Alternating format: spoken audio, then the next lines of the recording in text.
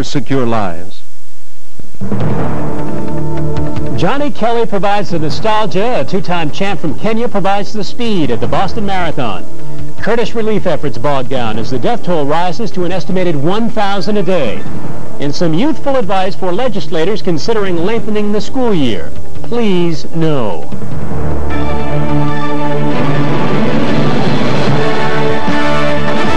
Now, Chet Curtis, Natalie Jacobson, Mike Lynch, and Dick Albert, bringing a world of news to New England. This is News Center 5 tonight. Good evening, I'm Brian Leary. Chet and Natalie have the night off. What has long distinguished the Boston Marathon is that the race goes on long after the winners have crossed the finish line. And so it was today that behind the winners, Ibrahim Hussein and Wanda Ponfil, came some of the race's best stories. None of them better than the remarkable performance of local favorite Joan Benoit. In the early going, there was no clear leader, only an anonymous wave of color rolling across Hopkinton's country roads. But after a few miles, those who would make a run at this year's Laurel Wreaths came into focus, and it was the women's race that provided the biggest surprise. If you had asked me this morning what the odds would be of ever seeing Joni leading a major marathon again, I would have given you 300 to 1 odds.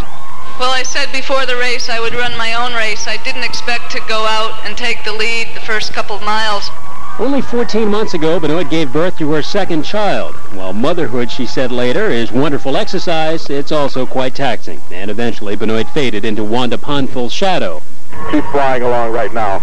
The men's race had its own surprises. Ed Eyestone, making a bid to become the first American man to win since 1983, briefly grabbed the lead about halfway through. But then, even with his pink shirt, disappeared into the pack. And so it became a two-man race between 88 winner Ibrahim Hussein and the man no one imagined would be this close, Ireland's Andy Ronan. I decided, like, at about 14 miles, I said, okay, so he's run what he's run, but I'm here with him today, and if he's going to beat me, he's going to have to work for it. And work he did, knowing he won 3 years ago with only a second to spare. So Hussein broke free at Cleveland Circle. Then, with a BB Mekinen and Ronan comfortably over his shoulder, the now two-time winner from Kenya cruised to the finish line. This is almost like a world championship or maybe Olympics, so for you to win the second time it's great.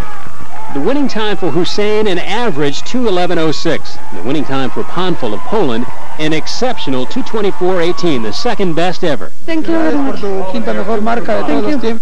Benoit, who was passed by Kim Jones and Uta Pippig in the final yard, still finished a stunning fourth, 11 minutes better than her last race here 2 years ago. But the day's fastest time was turned in by Jim Knab, who broke the American men's record in the wheelchair division, and in the process paid tribute to those who make this event more of a public celebration than a race. The Boston fans are just rabid, insane maniacs, and you don't feel a headwind at the Boston Marathon. You just put your head down and go. After the front-runners fled past, spectators along the marathon route today jockeyed for a glimpse of perhaps the most famous and the oldest runner. 83-year-old Johnny the Elder Kelly ran from Hopkinton to Boston for a record 60th time. Kelly was flanked by 2 state police officers and given a special spot at the starting line. 5 hours and 42 minutes later, he crossed the finish line.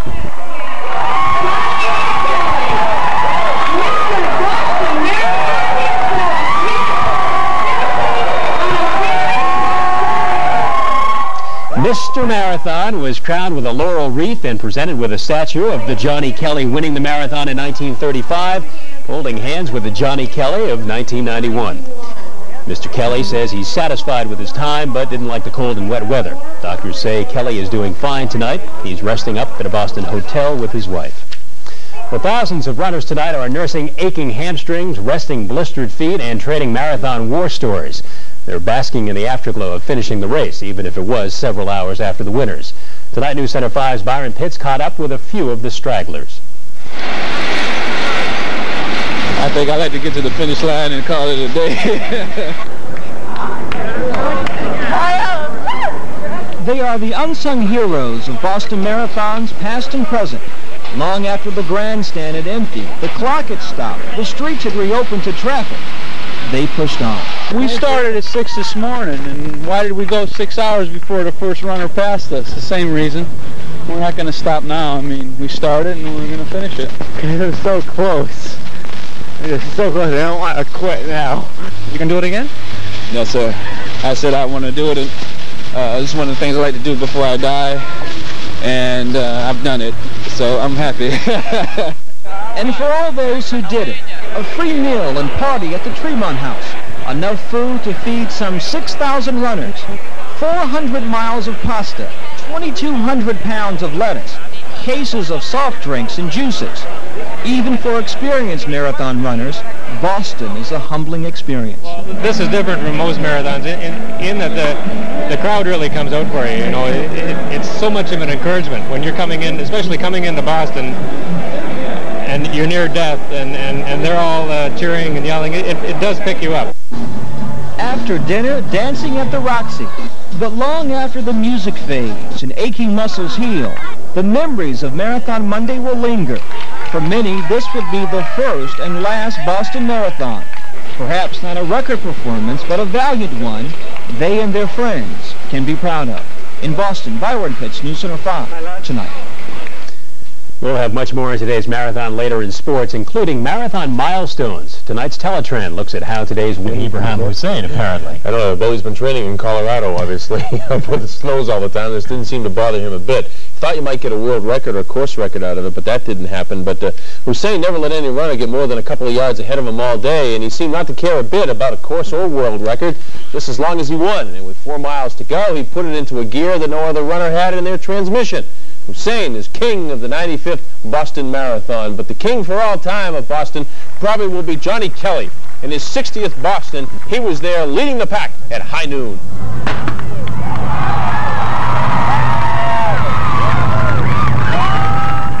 Hussein was in a duel with Andy Ronan of Providence, Rhode Island, but with 4 miles to go, he just put it into drive and took it home. Because I was feeling very strong today, and I think I didn't want to do anything crazy like the things we did last year. And I was very conservative. I ran a very smart race, and I think that helped me. Congratulations to Ibrahim, who dropped out of last year's race. The '89 winner, Abibi Mekinen, is Andy Ronan and Cruz, and on and on. Now to the women's field. Joan Benoit Samuelson ran for the first time in a couple of years. She said all she wanted to do was break the 2:30 barrier. She did, but so did Wanda Panfil, who won in New York last year and took the lead at mile 16 and coasted home. Joan Benoit Samuelson finished 4th, well below her expectations. I was in tears again after this race, but they were different tears. They were tears of joy and not tears of frustration. I ran 11 minutes faster here than I did 2 years ago, so yes, today's performance wiped away the performance of 2 years ago. Now, Panfil, the winner, her time was the 5th best marathon ever run by a woman on any course, and it's the 2nd fastest one ever run in Boston. And there's Samuelson's time of 2:26:54. She did far better than she expected, 3 minutes better than she wanted to commit. Men's wheelchair today. Jim Knob of Long Beach, California, came in just over an hour and 30 minutes, less than a minute off the world record that was set a year ago. However, that is the fastest marathon ever wheeled by an American. And the women's winner was Jean Driscoll. She won last year, and she shattered her world record with a time of an hour, 42 minutes, and 41 seconds. Now, back to 83-year-old Johnny Kelly. He finished a little bit more than 5 hours and 40 minutes. And watch this as he crossed the finish line. His wife, Laura, is waiting for him, and Johnny just tumbles right to the ground. Now, she banged her head. We wouldn't show you this if any of them were hurt at all. The story has a very happy ending. Laura got to her feet, Johnny got to the feet, and Johnny was just worried if she was all right, and she said, other than a little bump in the back of my head, I'm doing just fine. They both went to the medical tent, then to their hotel room, and couldn't understand what all the fuss was about. They said they're okay. As long as Johnny made it across, he did in his 60th Boston Marathon, 5 hours, 42 minutes, and change. Now, marathon, subject of our teletrend tonight, and take a peek at Hussein's time today in relation to the world record and the Boston record. You see he's pretty far off on both of them. But as we take a peek at Panfil's time today in the women's field, she is very close to some of the records set. Joanie Benoit's record set here in 1983. She is the 2nd best Boston of all time. But what's more impressive is that her time today was faster than the winning time for 25 of the men going back over the years. And there's, for example, the 1958 men's winner's time of 2:25:54, and she beat that by well over a minute. Well, meanwhile, down the street in Kenmore Square, the Red Sox, they remain winless in the 5 games Roger Clemens has not started, but today, Matt Young, their starting pitcher, deserved much better. He was brilliant in his 9 innings. His mates couldn't get him a run. Sox lost in 13 innings, 1-0 in the final. Young went 9 innings, gave up a mere 2 singles, and had 4 strikeouts. Sox had an excellent opportunity in the scoreless game in the 5th inning. Runners on 2nd and 3rd, and Jack Park decides to come home, and he is gunned down. In the 13th inning they went, and Brooke Jacoby will take Dennis Lamp deep into the screen, and that ended it, folks. Sox couldn't get anything in the bottom of the 13th. They lose it 1-0. Toronto goes to 6-2 on the year. Chicago has the best record in the American League West, and Sam Horn hits a grand slam for Baltimore. St. Louis and the Mets are your winners. Sox today, and from there it was back to his old high school.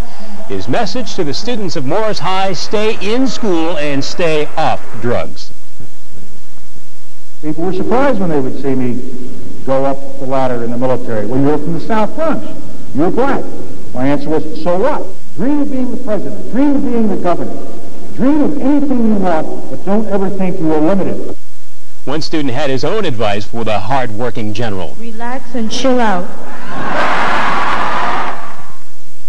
Well, hopefully he doesn't plan on signing up for basic training someday down the line. All right, and that's our newscast, everyone. Thanks very much for joining us. ABC